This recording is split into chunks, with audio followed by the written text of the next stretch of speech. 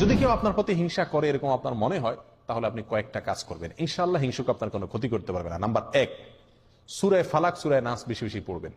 সূরা ফালাক এবং নাস এটা নাজিলি হয়েছে কিসের কারণে? এই হিংসুকের হিংসা থেকে বাঁচার জন্য। সূরা ফালাকের একটা আয়াতই আছে, আল্লাহ বলেছেন ওমিন শাররি হাসিদিন ইযা হাসাদ। হিংসুক যখন হিংসা করে তখন আমি তার ক্ষতি থেকে আল্লাহর কাছে কি চাই? আশ্রয় চাই।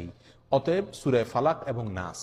আপনার ছেলের প্রতি হিংসা হয়েছে, আপনি একটা জমিন ভালো চাষ হয়েছে, ফসল ভালো হয়েছে, সেটার প্রতি কারোর নজর পড়ছে মনে হয়েছে, এরকম যে কোনো কিছুর প্রতি যদি মনে হয় আপনার নজর পড়ছে, তো আপনি সূরা ফালাক এবং নাস বেশি বেশি পড়েন এবং ফু দেন। ইনশাআল্লাহ বিদিনিল্লাহ কি হয়ে যাবে? হিংসার যে ক্ষতি এটা দূর হয়ে যাবে।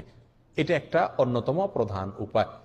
আমরা আজকাল হিংসুকে হিংসা করে বদনজর দিলে বা বদনজর দিবে এরকম মনে হলে আমরা এমন কিছু পদ্ধতি অবলম্বন করি ওই হিংসুকের হিংসা থেকে বাঁচার জন্য, বদনজর থেকে বাঁচার জন্য, যেগুলো সঠিক না।